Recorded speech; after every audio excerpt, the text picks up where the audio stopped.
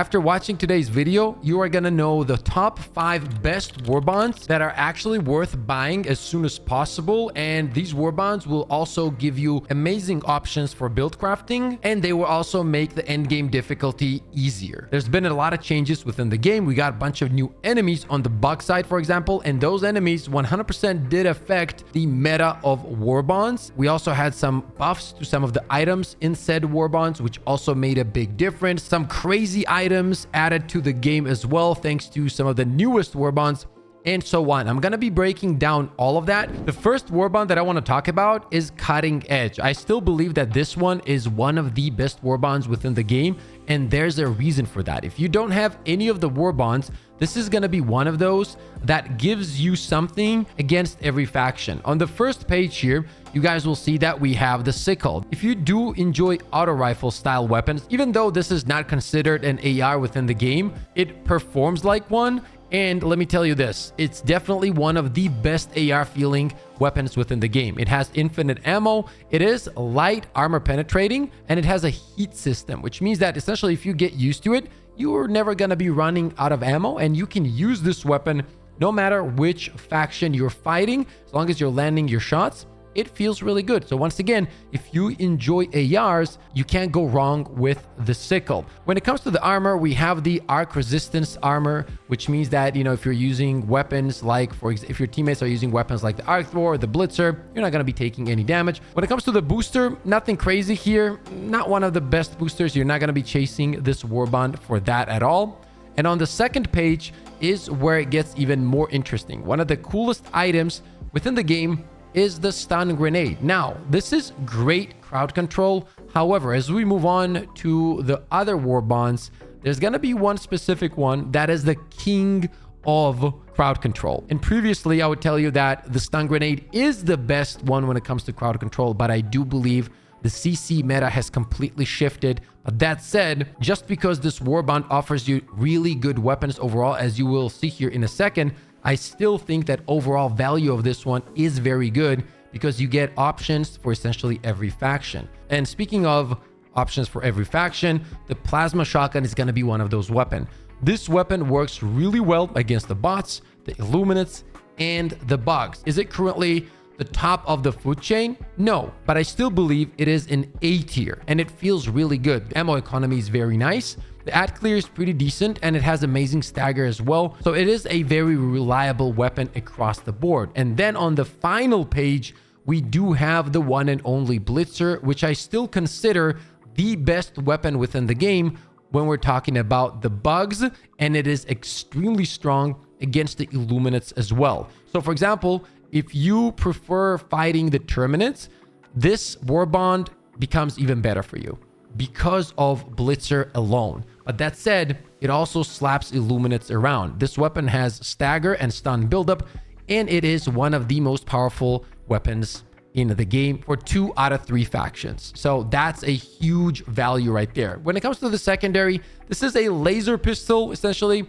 it does burn enemies once you tag them up a little bit. Do I think it's one of the best secondaries in the game? No, there is one that has completely taken over the secondary slot for me, and we are going to get to that here in a minute. But yeah, that is the overall cutting edge warbond, which I think is definitely in the top 5. Now let's talk about the latest warbond. That's going to be the Servants of Freedom. When it comes to the armor, this is nothing that is like, let's say, top tier in terms of performance. So if you're trying to complete the highest difficulty, is this armor going to be one of those armor pieces that you're going to be like, you know what, I absolutely need this to take my game to the next level? No, it's not. It is a fun armor piece, and pretty much whenever your Helldiver dies, your armor explodes after that and takes some enemies with it. And that is about it. Once again, I don't think this is top tier. It is fun. If you like to role play, you could enjoy this, but that's about it. And then right here, we have the double-edged sickle. We just went over the normal sickle in the cutting edge. This one has a more of a twist to it. And what I mean by that is that this weapon also has a heating system, but as the weapon is heating up more and more, the first 25%, it is light penetrating. After 25%, it becomes medium penetrating. And after 91%, it also penetrates AP4, which means that, for example, you can kill enemies like the Charger, the Bile Titan if you're shooting at the head, and so on. Now, that said, there is a huge payoff here. If you really want to use this weapon, you are going to essentially need the fire armor regardless, because this weapon damages you as you shoot it. The longer you shoot, the more damage you're going to take. And as you fully charge the weapon, it is going to put you on fire, which is kind of crazy, right? So you need to build into it to kind of make it viable, which is the fire armor. You also are going to need the vitality booster and so on. This is actually very, very good if you build around it when it comes to the bot side. Currently, in the meta of bugs, I don't think it's viable. The reason I do not think it's viable is because that bugs are so fast and they deal so much damage that any kind of extra source of damage you deal to yourself really just makes it much harder to deal with the maximum difficulty. I mean, you have hunters that go invisible, jump at you, melee you, and spew at the same time. I mean, do you really want to be burning yourself at the same time while that's happening? Absolutely not. Is it a fun weapon against them? Yes. Is it effective against illuminates? It can be if you build around it, but it is actually very effective against the bots with the right armor piece. Now, on the second page is where it kind of gets disgusting, I'm not gonna lie. And that is gonna be the ultimatum secondary weapon. This thing, I just want you to understand how powerful this thing is. It can destroy anything within the game. Like, for example, if you're fighting the bugs, you can one-shot a Bile Titan, and this is in the same slot as any pistol within the game. You do get 2 shots, then you have to either resupply or you need to find ammo across the map, but you deal 4,500 damage per shot, and it is one of the most fun and powerful weapons within the game, hands down. This weapon alone, in my opinion, is worth buying this Warbond. No doubt about it in my mind. I've literally not taken this off since I've gotten this Warbond. It just doesn't go off. It can destroy everything. It even closes down the Titan bug holes on the bug side. It destroys tanks and literally everything within the game, tripods, whatever, as long as you're landing your shot. On the final page here for our Servants of Freedom Warbond, we do have the grenade. Like, this is kind of a tracking grenade, so you throw it and it kind of flies and you can mark where you want it to go.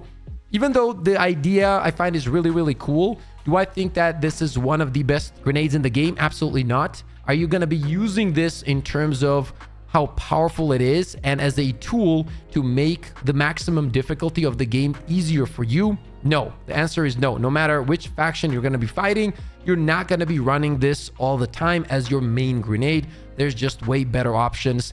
And we are going to get to a Warbond here in a second, where I do believe that Warbond's grenade currently is meta across the board, and there's a bunch of reasons for that. But it is a fun tool, so if you enjoy those kind of grenades, you will have a great time. And then finally, we have the portable hell bomb. This has to be one of the coolest additions to the game. So you're literally walking around with a backpack that is a hell bomb. Then you can drop it whenever you want, wherever you want, and this huge explosion happens. And it's massive, right? Like, you can look at that right here. And the coolest thing, your friends can activate it while it's on your back, and you won't even realize it until you're like, what is that sound? Oh shit, this thing is ready to go. And by that time, you're probably dead. So yeah, it is really, really fun to use. And it is very strong in certain situations. As long as you understand the mission that you're doing and when to use it, it can be very powerful. But as I said, the second page and the ultimatum, this one alone should be the reason for you to go for Servants of Freedom. If you're looking for a secondary weapon, that is a complete game changer when it comes to build crafting, because this is essentially walking around the game with 2 uses of a red stratagem, such as the precision strike or even the 500 kg, if I'm being honest. That's how powerful it is when a secondary can one-shot Bile Titans. And now let's talk about my personal favorite at the moment, chemical agents. This one was not good, guys. It wasn't good just some time ago. This was definitely not one of the best Warbonds within the game. But guess what? Some of the items got a buff. We're going to take a look at those items. I'm going to explain everything to you, and I'm going to explain the value of this Warbond in general. So we have the gas armor. Pretty simple, right? Like, this armor neglects 80% of gas damage you can take. So if you drop a gas grenade, you run into it, you're not going to take as much gas damage from it. However, that's not the best item in this Warbond. One of the best items across the board within the game is the gas grenade. Now, the reason the gas grenade is so good is because it is one of the best crowd control items within the game. So if you like to fight the bugs, for example, or to be honest, even it works fine on the bot side and on the Illuminate side as well, as long as we're talking about the zombies, it confuses the hell out of them. The problem occurs on the Illuminate side when it comes to the Overseers, because they do this weird thing like where they sometimes get like confused from the gas and then sometimes they don't. I don't know if it's a bug or if that's intended due to how their animations work and whatnot. But the problem is it's not as consistent against the Illuminate as it is against the other factions. And out of those other factions, this thing is my go-to and across the board the best item within the game when it comes to the bugs because of the crowd control in the current meta. The current meta has shifted considerably after the addition of the new bugs. They're extremely fast. They're very, and I mean very aggressive. They always try to flank you, get around you, and get you and catch you off guard. And that is a big problem if you do not have crowd control. You can wear the shield if you want, you can have the heavy armor, but if you're consistently getting tagged and flanked from every angle, if you don't have the CC enough to slow them down, it becomes a problem. And that is when the gas grenade comes in. Now, on top of that, you got to understand that it can also close down bug holes. That is huge. This also means it can destroy spaceships, right? And so on. When it comes to the bot side, it confuses the enemies very easily as well. And keep in mind, it also has dot damage. So over time, it can kill a lot of targets and you can get some crazy streaks with gas damage in general. On the second page, we do have the one and only sterilizer. This also got a buff. So its CC went from 6 seconds to 10 seconds, which means that if you combine this with the right items, you can have tons of fun. So for example, you combine this with the laser rover and you're spraying the bugs and the laser is putting in the work. So you're confusing the enemies, the laser deals damage. Then you combine this with a torture, for example, you spray the bugs or any of the enemies in general, the zombies, for example, then you switch to the torture and boom, you're ready to go. The gas rover. This is hands down the best item against the Terminates, hands down. This is a very good item against Illuminates. However, keep in mind, it will confuse the hell out of the zombies. It has the same issue when it comes to Overseers. Now, is this the best item against the bots? No, not so much. However, the fact of how powerful it is against one of the hardest factions in the game, which is the bugs, it has incredible value. So there's no getting around it. If you enjoy crowd control builds and if you enjoy fighting the bugs, you have to go for this warbond. Currently, crowd control is meta as mentioned, and the amount of build crafting you can have with this one item is insane. You can literally put this on and combine it with any support weapon within the game, and it makes it 10 times easier to play against the Terminates. Not only that, but it also increases your survivability by a ton.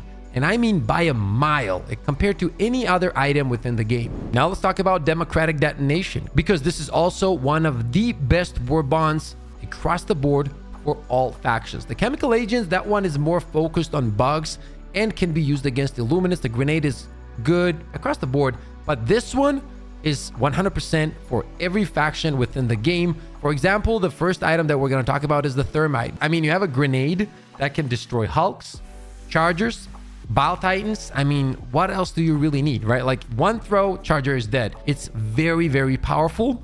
Now, when it comes to the first weapon here, which is the Adjudicator, I truly believe that the ARs in the game are not in a great spot. And after going over the sickle, which was a light pen, I still think that the sickle is probably one of the better ARs within the game, even though once again, it's not considered an AR. When it comes to the Adjudicator, this is medium armor penetrating, but it has an ammo economy issue. So if you do have some of those other warbonds that I just went over, you're not going to be running Adjudicator as much. So essentially, this is not going to be a reason for you to pick up this warbond, okay? Then we have the engineering kit armor, further reduce recoil when crouching or prone, and also increases your initial inventory and holding capacity of throwables by 2. Can this be good? Yes. Is this the best armor? No. Will you be using this from time to time? Depends on your build. I never find myself using this as much. I don't have problem with the recoil within this game. I think that most of the weapons are very easy to control in general. So once again, not one of the biggest selling points from the first page. However, the thermite is. It's a very powerful grenade, okay? On the second page, we have the expert extraction pilot booster. Not something that you're going to be running at all, essentially. Weapon here is the eruptor. This is a medium armor penetrating explosive weapon. It is pretty clunky. It does massive damage though, and the explosion is pretty nice. However, there is something on the third page, or should I say 3 items on the third page that are absolutely incredible. Number 1 is the crossbow, and this right here, the crossbow, is going to be the biggest reason currently why you're not going to be using eruptor, because crossbow is essentially eruptor, but better. So what do I mean by that? Its handling is better. Its ammo economy is better. The damage is incredible no matter which faction you're fighting. The explosion feels incredible no matter which faction you're fighting, especially for clearing your enemies. And on top of that, closes down buckholes, destroys spaceships, all the good stuff. One of the best weapons within the game. So we have an incredible weapon on the third page. We have an incredible grenade on the first page. Both of these items across the board, no matter which faction you're fighting, top tier, easily, no doubt about it. Then we have a armor piece that is very good against the bots. This one says further reduces recoil when crouching or prone by 30%, but also says provides 50% resistance to explosive damage. And finally, we have the grenade pistol. And even though I told you guys that for me personally, the ultimatum from this Servants of Freedom Warbond is my favorite secondary at the moment, grenade pistol is one of the best secondaries when it comes to build crafting as well. This gives you the ability to put together different kinds of loadouts. So for example, if you don't want to use the crossbow for the bug holes or whatnot, then you can use the grenade pistol for that and close down the bug holes with grenade pistol. And that means that your primary slot essentially opens up, and now you can use whatever primary you want, and you're not going to have to worry about the said bug holes. And all of these items combined are absolutely incredible for one warbond. Now for the 5th slot, I'm going to give you guys 2 options depending on the factions. Now the first one I want to talk about is the Polar Patriots. The one and only Purifier makes this warbond worth it, because it, in my opinion, is one of the best and the strongest weapons within the game, and even more so if you like to play against the bots. This thing does it all. Devastators, gunships, as long as you're landing your shots, the explosion radius is great, the damage is great. If you have 3, 4, 5 devastators in front of you, boom, you hit one of them, literally all of them are taking damage, which is incredible. And the charged shots are so strong and have also next level ammo economy as well. If you're thinking about a weapon that can work against all factions, this also destroys the Illuminates and the bugs as well. Don't get me wrong, it really annihilates them, but it is even better against the bots. Now the next option that's going to share the 5th slot kind of, because it was very tough to kind of not go over the Purifier for the 5th slot, is going to be Freedom's Flame. This one overall carries way more value because there's a bunch of items that are good. For example, we talked about the Servants of Freedom Warbond, which also had double-edged sickle. And I was telling you guys, you got to build around it with fire armor in order for that weapon to be good. Well, guess what? This Warbond has that fire armor that provides 75% damage resistance to fire. Then we have the Cookout.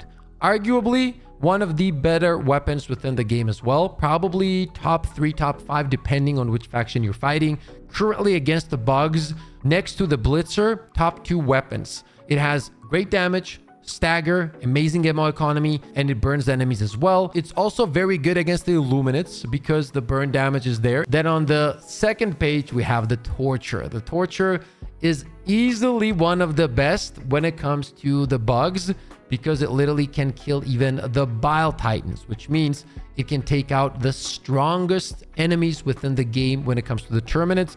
And this is also very, very, very effective against the Illuminates if you know how to use this weapon. Final page, we have a fire secondary, but once again, we got the grenade pistol and we have the ultimatum in the secondary slot. So are you really going to be using the crisper as much, even though it's a pretty cool secondary weapon that can essentially kill Bile Titans as well, because fire damage is cracked in this game at the moment. But the overall value of a Freedom's Flame is pretty high because of the weapons. But yeah, that is my overall list of some of the best Warbonds within the game that I would pick up if I was just hopping into the game. Now, when it comes to which Warbond I would pick up first out of these, it really is going to depend on which faction you want to focus on first. So for example, if you enjoy the bugs first, I would go for the chemical agents. Then I would go for Freedom's Flame. If you enjoy fighting all of the factions at the same rate, I would probably start off with the one and only Cutting Edge. And then I would move to Democratic Detonation because it has the crossbow and it's pretty good.